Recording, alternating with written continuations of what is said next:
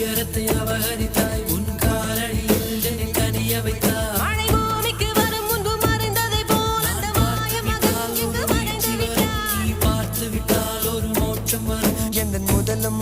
நீ முடிவு நீ முதலம் நீ